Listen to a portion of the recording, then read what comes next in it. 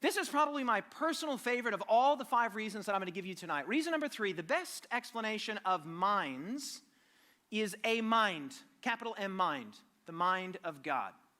Now let's just talk here briefly about what the brain is, because we know that the brain and the mind are interconnected in such a wonderful and mysterious way. No one denies that the mind and the brain are interrelated and interconnected.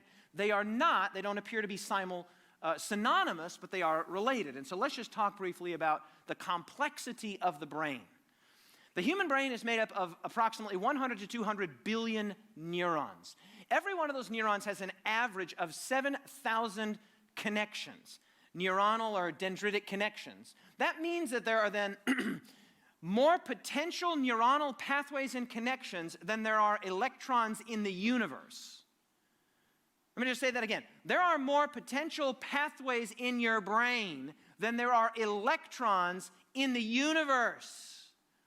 We're told that the number of electrons in the universe, astrophysicists tell us that there are approximately 10 to the 81st power. That's a 10 with 81 zeros behind it. That's the number of electrons in the universe. The number of potential connections in the average human brain is 10 to the 125th power, which is a number that is magnificently larger, exponentially larger than 10 to the 81.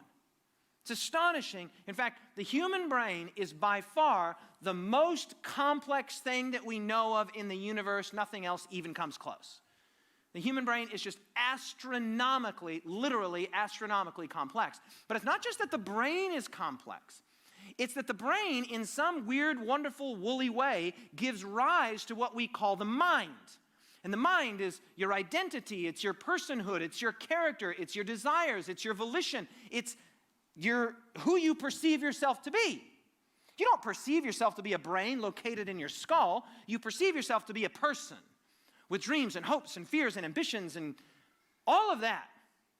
Einstein famously said regarding the nature of the universe and of the human mind's ability to apprehend the universe nature, he famously said, look, the most incomprehensible thing about the universe is that it is comprehensible. He had several quotes to this effect. Here's another one. The eternal mystery of the world is its comprehensibility. The fact that it is comprehensible is, notice this word shows up here again, it's a miracle. No. What does Einstein mean that the most incomprehensible thing about the universe is its comprehensibility? It's this. It's not just that the universe is amazing. It's not just that DNA, whether we go macro and we look at the astrophysical side or we go micro and we look at the DNA side. It's not just that the external world is amazing and fine-tuned and wonderful and symmetrical and awesome. It's not just that. What Einstein is saying, it's not just that the world is amazing, it's that we know it's amazing. Well, how do we know it's amazing? Because we have an organ in our bodies that is sufficiently complex to apprehend that the universe is amazing. Think of it this way. If the highest form of evolved life on Earth was an earthworm, the universe would still be as amazing as it is, Earth would still be as amazing as it is, sunsets would still be as beautiful as they are, waterfalls would still be as awesome as they are, and DNA would still contain all of the language that we just talked about a moment ago, and earthworms would be none the wiser.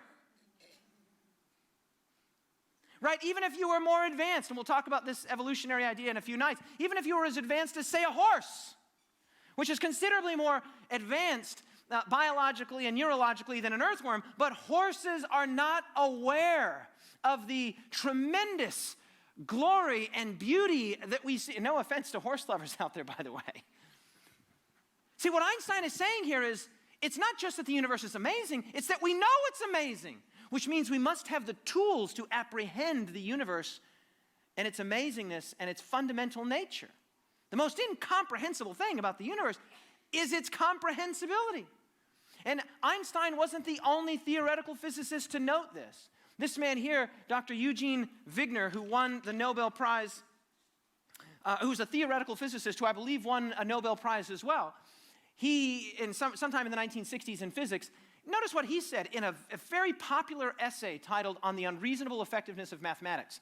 Wigner writes, the enormous usefulness of mathematics is something bordering on the mysterious. There is no rational explanation for it.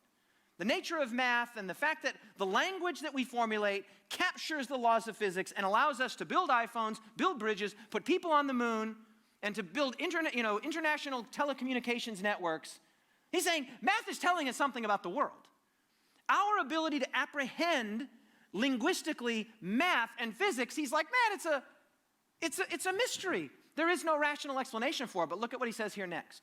The miracle of the appropriateness of the language of mathematics for the formulation of the laws of physics is a wonderful gift which we neither understand nor deserve. He's making Einstein's point. It's not just that the universe is amazing. It's that we know it's amazing. That we have the tools, the intellectual tools, the physical tools, the mathematical tools to assess the universe around us. He says, man, it is absolutely a miracle. Not just that we have a brain, but that we have a mind. Dr. Owen Gingerich, who is himself also he's not an astrophysicist, he's an astronomer. He was senior astronomer emeritus at Harvard University, also at the Smithsonian Astrophysical Observatory. I mean, the guy, he wrote an amazing book called God's Universe. It's amazing. These are very intelligent people, right? So again, it's not an intellectual standoff. Who is the smarter person and what do they believe? It's simply the idea that there are very good reasons to believe that there is in fact a God, invisible though he be. Look at what Gingerich says. I am personally persuaded that a super intelligent creator exists beyond and within the cosmos, and that the rich context of congeniality shown by our universe, permitting and encouraging the existence of self-conscious life, that's the key, is a part of the Creator's design and purpose. He said, it's not just that the universe is amazing, it's that this is the kind of universe that gives rise to life that then becomes aware that this is an amazing universe. Einstein says, that's amazing. Wigner says it's a gift that we neither understand nor deserve. And Gingerich goes that one step further, and he says, like Antony Flew did when he looked at the biological realm, when he looked at DNA, Gingerich looks at the stars and says, you know what I think it is? I think it's a super intelligent creator. Again, senior professor emeritus at Harvard and of the astronomical observatory at the Smithsonian. Not a stupid person. Somebody who says, I think it's God. I think God's out there. I think God wired the universe, both in the macro and in the micro, for us to find his fingerprints and his footprints if we would but look for them. It's not just that the universe is astonishing, beautiful, and unlikely. It's that we know it's astonishing, beautiful, and highly unlikely. The psalmist tapped into this long before the Hubble telescope was invented. Long before we knew the things that Wigner and Einstein and Gingerich knew, the psalmist wrote in Psalm 8, verses 3 and 4, when I consider, when I think, when I cogitate, when I reflect, when I ruminate, when I think about what? What is it that you're thinking about, Mr. Psalmist? When I consider your heavens, the starry skies, the work of your fingers, the moon and the stars, which you have set in place, all I can think is, what is mankind that you are mindful of him, and human beings that you care for them? Absolutely amazing that the universe is just beautiful, it's vast, it's exceedingly unlikely, and yet here we are, aware that the universe is vast and beautiful and exceedingly unlikely.